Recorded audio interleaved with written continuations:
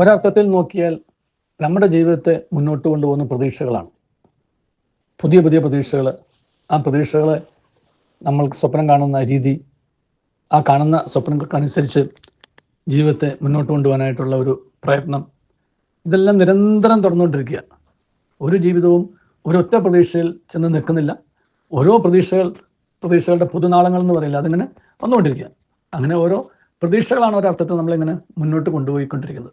ഈ പ്രതീക്ഷയ്ക്ക് വകയില്ല എന്നുണ്ടെങ്കിൽ നമ്മൾ ഈ വാക്ക് കേൾക്കുന്നത് മിക്കവാറും ആശുപത്രികളിലാണ്.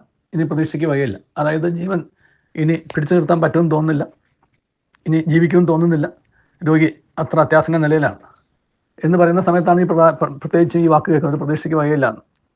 അങ്ങനെ പ്രതീക്ഷയ്ക്ക് വകയില്ല എന്ന് പറഞ്ഞിട്ടുള്ളിടത്തൊക്കെ ഒരുപാട് മാറ്റങ്ങൾ വന്നിട്ടുള്ള ഒരുപാട് അനുഭവങ്ങൾ ഡോക്ടർമാർ തന്നെ പറഞ്ഞിട്ടുണ്ട്. എനിക്ക് നേരിട്ടറിയാവുന്ന ഒരു അനുഭവത്തെക്കുറിച്ച് ഞാൻ ഓർക്കുകയാണ്. എന്താണ് ഈ പ്രതീക്ഷ, അതിന് പ്രത്യേകിച്ച് എന്നുള്ളതൊക്കെ. ഒരു പിതാവ്, അദ്ദേഹത്തിന് 2 മക്കളാണ് ഉണ്ടായിരുന്നു.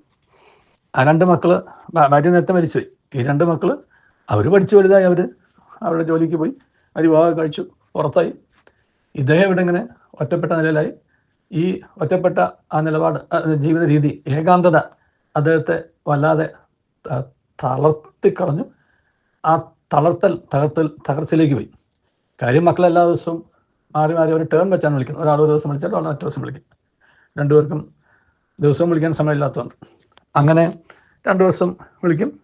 സുഖമാണോ, മഴ പെയ്തോ, 4 ചോദ്യങ്ങളാണ് ചോദിക്കാമെന്ന് പറയാം.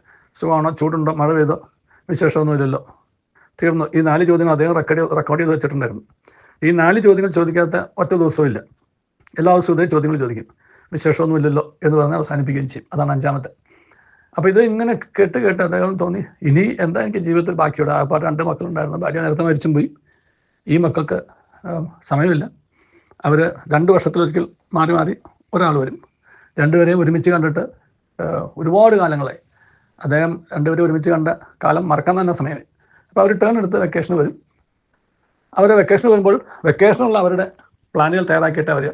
അതിൻ്റെ അകത്ത് ഒരു പാർട്ടാണ് ഈ ഒറ്റയ്ക്ക് ജീവിക്കുന്ന പിതാവിൻ്റെ അടുത്ത് വന്നിട്ട് ഈ ക്ഷേമാന്വേഷണം നടത്തിപ്പോവുക.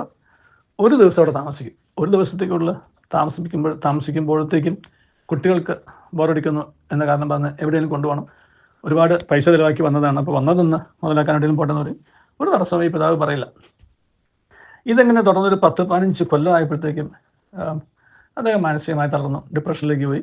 മക്കൾ ഡിപ്രഷനുള്ള മരുന്ന് മേടിച്ചു കൊടുത്തു. എന്തോരം ഡിപ്രഷനുള്ള മരുന്ന് കൊടുത്താലും എന്തുമാത്രം മനുഷ്യന് സപ്രസ് ചെയ്യാൻ പറ്റും? മരുന്നിന് സപ്രസ് ചെയ്യാവുന്നൊരു പരിധിയുണ്ടല്ലോ. മനസ്സ് തകർന്നു. കാരണം ഒരു സ്നേഹം അദ്ദേഹം തിരിച്ചു കിട്ടുന്നതായിട്ട് കണ്ടില്ല.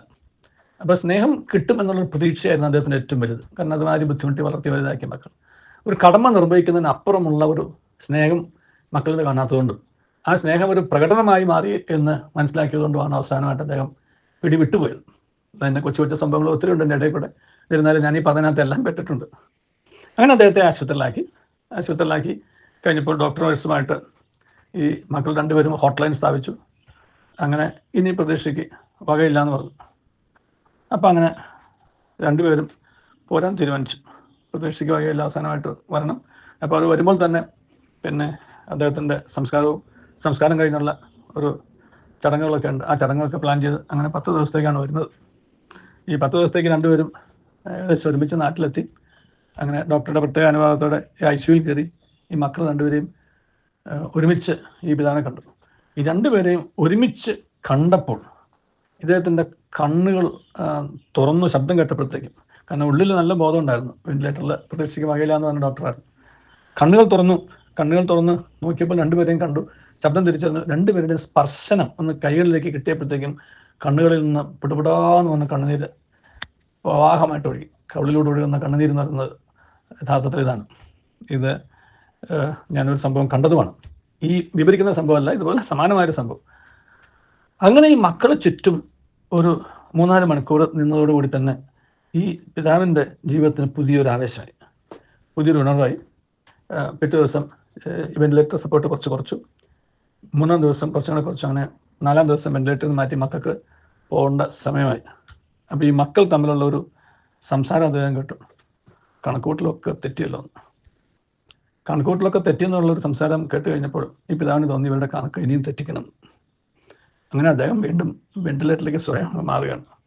വെന്റിലേറ്ററിലേക്ക് സ്വയം മാറിയിട്ട് ഈ മക്കൾ പോകുന്നത് വരെ ഡോക്ടറോട് പറഞ്ഞു വെന്റിലേറ്ററിൽ തന്നെ കിടത്തിയാൽ മതി, അവർ അത്രയെങ്കിലും ഇവിടെ നിന്നിട്ട് പോട്ടെ, 10 ദിവസത്തിൽ കൂടുതൽ നിൽക്കാൻ പറ്റില്ല, 10-ാം ദിവസം എന്നെ മുറിയിലേക്ക് മാറ്റിയാൽ മതി എന്ന് പറഞ്ഞു. ഡോക്ടർക്കും കാര്യം അറിയാവുന്ന ഡോക്ടറും രോഗിയായിട്ട് സഹകരിച്ചു.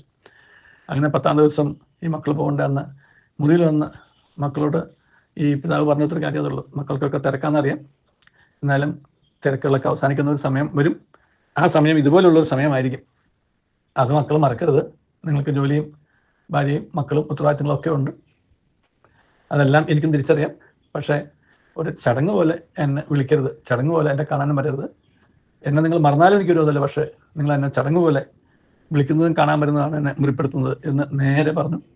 അവർക്ക് കാര്യം മനസ്സിലായി, അവർ പോയി. അതിനുശേഷം അവരുടെ ജീവിതത്തിൽ വലിയ മാറ്റങ്ങൾ വരുത്തി.